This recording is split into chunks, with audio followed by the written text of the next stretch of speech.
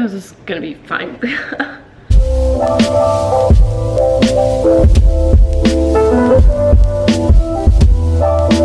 Hey guys, welcome back to the channel. If you're new here, my name is Emily Harless. I am a college student at Ball State University in Indiana, and I am a lifestyle video content creator here on YouTube. So I don't know about all of you guys out there, but I feel like sometimes I struggle with social media. And for me, being a content creator and going into my junior year of college, it's kind of important for me to start creating my brand, my personal brand, in order to sell myself to companies I want to work for after college. Now, to do that, social media is a great tool, but I feel like a lot of times I feel very lost in how to brand myself on social media. But over the course of this past week, I have done a ton of research to figure out the best ways to market myself and create a pretty and cohesive theme on my Instagram, and I wanted to share the tips with you guys. So, like I said, I have done a bunch of research this past week, and a lot of it kind of continued into the late nighttime. So I just got done getting ready for bed, and I'm going to go ahead and settle into my bed for the night, but I am gonna do some research while I'm kind of like settling down as to like ways to create your own personal brand on Instagram and frankly on social medias in general, mainly on Instagram because that is what I use the most. So just kind of tips and tricks for that. And then also another thing that I feel like I always struggle with is kind of creating a theme for my photos. I feel like I always have, like, I don't have a consistent feed. I've never had a theme, and so I kind of want to create one. I have other ones where I just was kind of playing around in Lightroom and found stuff that I really liked for myself. So probably gonna play around a little bit more on Lightroom. I also honestly feel like I have made so many different presets over the last few days that I almost have like a preset pack already, but I haven't actually used any of them and haven't really honed down onto which one I want to use for my Instagram and my brand. So we will kind of see what happens, but yeah, like I said, gonna go ahead and settle in and start doing some research on how to kind of create your brand.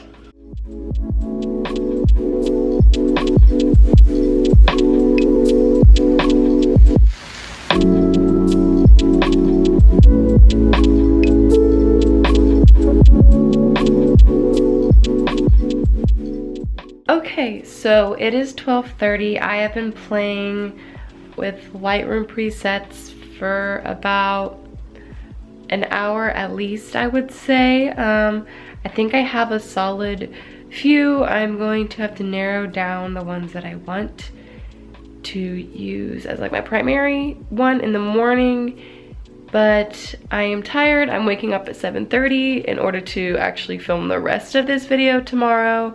So I need to go to bed. So over the course of this last week and in that video you guys saw earlier, I of course have been trying to figure out ways to make my feed and my bio and everything just look a lot more cohesive, look a lot more aesthetically pleasing and things like that. And I think I finally figured it out. So one of the things that I read was in order to kind of brand yourself, you need to make sure that you keep things pretty cohesive. And one of the things that I read was actually pertaining a lot to Instagram stories. I use Instagram stories a lot. I'm definitely going to try to use it a lot more and make like aesthetically pleasing videos and things like that on there. But one of the things that I read was you need to have like a specific font and like filters and colors that you use. For me, I felt like I already had some of that figured out, but also I felt like in order to really have a cohesive story, I needed a cohesive background. So of course, sometimes, you know, you take videos or pictures straight from the Instagram camera. I do the same thing. But if I'm ever reposting a photo onto my story, like when I post my thumbnails or when I am reposting another post, I actually have a background that I like to put behind it if it's possible. So I actually found my background on Pinterest. I just went and looked up like minimalist background, minimalist gray background, minimalist white background, kind of sorted through those until I found one that I thought matched my color scheme pretty well. And I found this pretty gray background. Like I said, it's very plain, But if I just use this behind all of my photos, it keeps some cohesiveness in my Instagram stories, unless I'm, of course, like I said, just taking a photo straight through the Instagram camera. Another thing that I read about was, of course, to have a cohesive font and filter. Now, when I take my Instagram stories, I don't usually use the filters that are on their page. For example, if I take a photo right now, I don't use these filters simply just because I don't find them appealing for my brand, find them appealing for what I use. So I use these filters that you can find, of course, in that filter browsing section. I found them either through that, searching on my own, or I found them on other people's stories, liked them, and saved them. And a lot of them serve multiple or different purposes for what I want them to use. For instance, this first one is one of the ones where if I'm trying to take a cute little video, it has that dust on there. I use this one depending on if the video is dark. I use the white dust, keep it brighter. Another one of those that I use is this one. It makes things a little bit more retro. And then of course I have the tan and dust saved as well, but this one also adds a little bit of a tan to skin tones. As far as actual filters for photos that I use, I have a couple saved, but I do have one main one that I try to stick to. But like I said, each filter kind of has a different purpose. So this first one is called Infra. It has a bunch of different filters. Typically I'll use this gray one to just brighten up a photo. Top Summer Look helps warms a photo a little bit. Same with the Malibu one. The Blogger Presets one's actually one that I like a lot. I typically use number 1 or number 11 underneath it, depending on what the photo needs. And I also have the Oats and Honey saved, just if I want to have that cute little aesthetically pleasing like video camera font down in that corner. But the one that I use the most, and that is my main filter for my stories, is Moody Up. I just feel like the purpose of the photos that I use it for is really, really pretty. It's kind of a different sort of theme than my actual photos on my Instagram page as well. I feel like having a different theme kind of helps separate that, like, oh, this is my perfect like filtered lifestyle, to yes, this is filtered, but this is like what I'm doing, mundane everyday stuff. It kind of just separates the two. So that is why I kind of have a different theme for my stories, but overall that's the filter I use the most. For fonts, I actually always just use the typewriter filter. Like, I've never taken it off. I'm not gonna type anything specific, I'm just gonna type on the screen. I just feel like that's a pretty filter. I've always used that filter, it's always been my favorite, so I just figured why not make that like my filter that I use. Something else I did want to point out is how to optimize your bio and optimize your posts. So in my bio, I do have a like professional account, business account, and my title is video creator, so I have that on there. I have my location in my bio, what I do, I have my college, my sorority, and then of course subscribe to my YouTube channel. Something I highly suggest that you guys take advantage of if you have multiple links you want people to go to is something called Linktree. I only have my YouTube on there right now, but it's a very easy thing to set up, and you can have multiple links on there. This one just takes you straight to my channel, my YouTube channel, and you can do whatever you'd like on it. I'm going to add and link to my Amazon page with some Amazon favorites and stuff on there after I record an Amazon favorites video. But yeah, that's some things that I learned to kind of optimize your bio. So guys, trust me when I say, when I was trying to figure out a Lightroom filter, I struggled a lot. I used to be such a big VSCO girl, but I've seen so many people start using Lightroom and have like a very cohesive preset, a very pretty feed when using Lightroom. So I downloaded it the other day to try and figure it out, and I have figured it out now. I have my presets down, but I did have some struggle at first, and I want to show you guys a tip that I have to help kind of figure stuff out. Now you can either look this up on YouTube or Pinterest. I started on Pinterest and actually ended up migrating to YouTube, but you can quite literally go into Pinterest and look up Lightroom presets tutorial, and you get all of these different sort of Lightroom presets, and if you, for instance, click on one, it tells you the exact contrast and stuff you need, what you set it to, It's very nice. I actually use that as one of the YouTube ones that I found. Actually, you can look at the same thing in YouTube, this Lightroom presets tutorial. I use that as a base for my preset that I actually went to and then tweaked it a little bit. So as I mentioned in the video earlier, I have so many presets that I've made at this point that I basically already have a preset pack. But of course, one is my main preset, at least for now, for my Instagram feed. I call it Sand Beige. I want to show it to you guys, show how I create it within Lightroom, and kind of show you guys how I plan out my feed with that preset, or frankly, whenever I'm changing presets. So if you go into Lightroom, I'm just gonna click one of the photos I have in here is this one. I believe this one already has my preset on it. So here's all of my presets, a bunch of them kind of similar-ish. I have Bright White, which is a little bit more on blue tone side of things. I have a cream one, which is a little darker.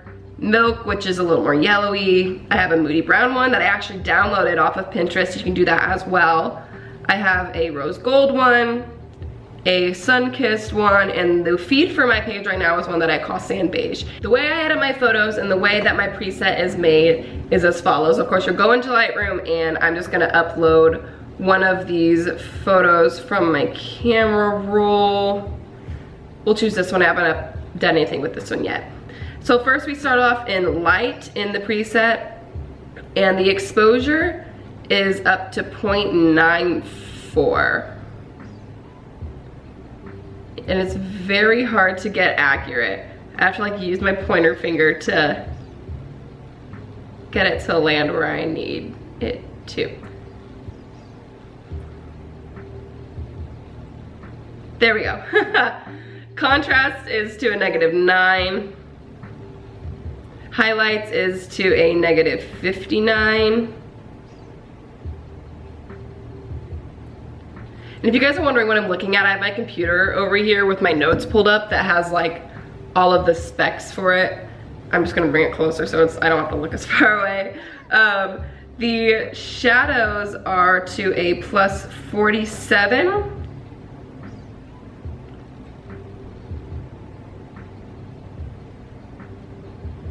And whites are +17. And blacks are a -11.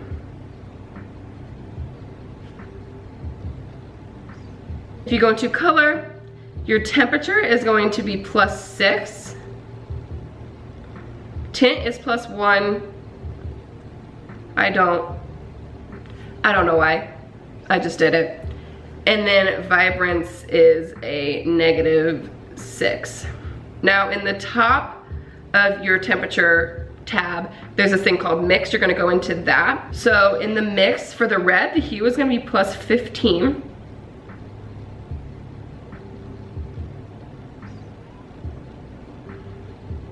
Saturation is gonna be -9. And that's all for the red. You don't touch the luminance. Moving on to the orange.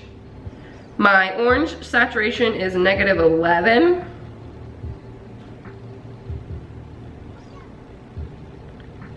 And luminance is -18. In the yellow, hue is a -24. Saturation is a -71.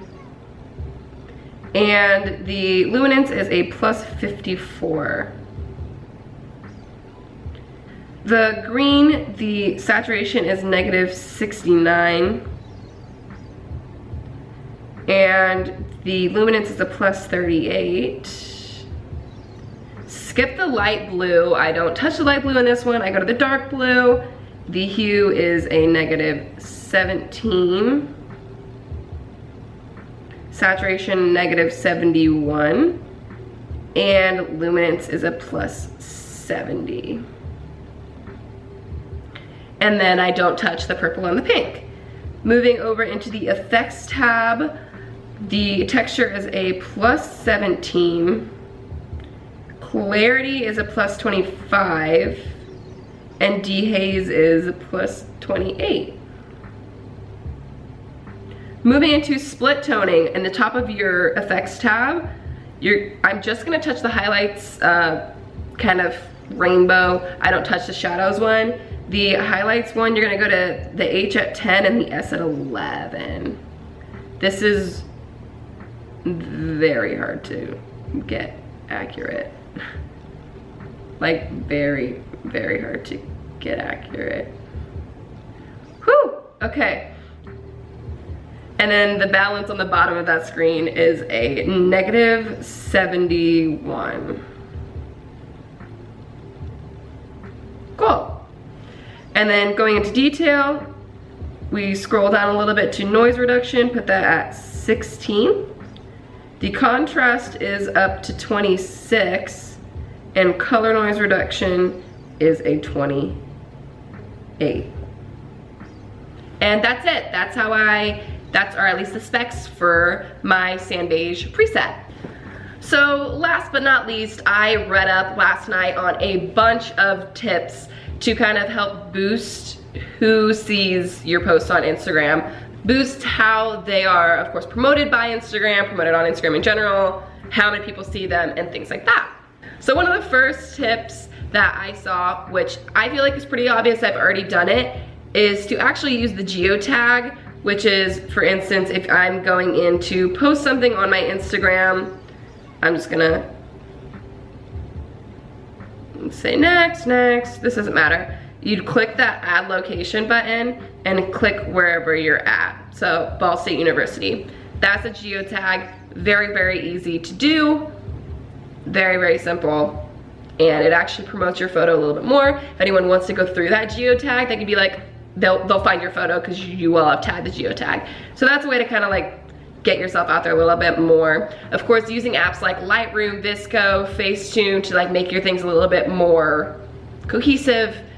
The next thing I read was actually to reply to all comments. I do this anyway, just because I'm a very talkative person. I don't like to see comments that aren't answered. So I already automatically do this, but it does optimize your feed. It makes people feel like you're much more personable, especially if you have an Instagram thing, you're trying to grow yourself. If you're an Instagram influencer, if you're a YouTube creator, it creates just like a stronger sense of community. So definitely try to reply to all or as many comments as you possibly can.